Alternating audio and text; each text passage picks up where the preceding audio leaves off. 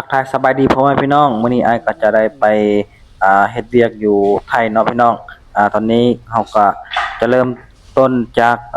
หลวงพระบางไปหา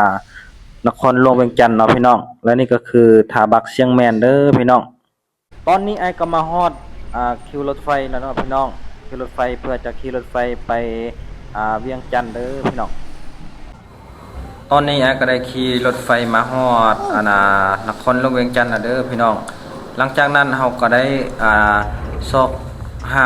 บ้านพักเพื่อนอนพักผ่อน1คืนเนาะพี่น้องแล้วมื้อนี้พวกเฮาก็จะได้ข้ามไปทางด้านหนองคายแล้วทุกคนหลังจากนั้นเฮาก็ข้ามมาเป็นที่เรียบร้อยแล้วก็นั่งท่ารถตุกๆพวกเฮาก็นั่งท่าเพิ่นจะมารับไปกิน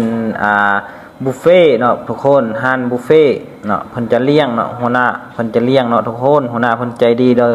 เพิ่นอยากมาเฮ็ดเวียกนำเพิ่นหรือว่าอยากมาเฮ็ดเวียกอยู่เมืองไทยก็ติดต่อหาเพิ่นได้เด้อเพิ่นเป็นนายหน้าอยู่ฝั่งลาวเฮาเนาะรายเดือนเนาะทุกคนเดี๋ยวจะขึ้นเบอร์ให้ทุกคนตามนี้เลยเนาะเบอร์ WhatsApp เนาะผู้ใดสนใจอยาก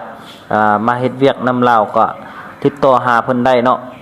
หลังจากที่เฮากินบุฟเฟ่แล้วพวกเฮาก็ได้นอนโรงแรมเนาะค่าโรงแรมเพิ่นจะเซาเฮาพวกเฮานอนเนาะทุกคนค่าใช้จ่ายแม่นทางนายหน้าเพิ่นจะเสียเฮาเนาะทุกคนหลังจากนั้นพวกเฮาก็ได้เข้าไปที่ศูนย์อบรมเนาะพี่น้องเพื่ออบและได้เฮ็ดใบอนุญาตทำงานหลังจากนั้นพวกเฮาก็ได้เดินทางไปที่จังหวัดสมุทรปราการมี FC ผู้หนึ่งหรือว่า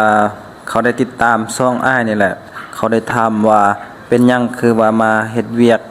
แบบนี้เนาะหรือว่ามาเฮ็ดเวียกอยู่ไทยเนาะที่จริงข้อยก็บ่อยากมานี่แหละข้อยก็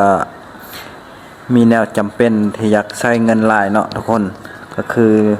มีลูกแดเนาะลูกก็ยังน้อยแล้วก็เมียเพิ่นก็อยากได้เฮือนแดเนาะทุกคนก็เลยตัดสินใจมาเฮ็ดเวียกอยู่ไทยเนาะเฮ็ดคลิปแดแล้วก็เฮ็ดเวียกแดเนาะถ้าถามว่าเฮ็ดคลิปมันได้เงินบ่ก็ได้อยู่ได้น้อยนึงเนาะบางเดือนก็ได้บางเดือนก็บ่ได้เนาะ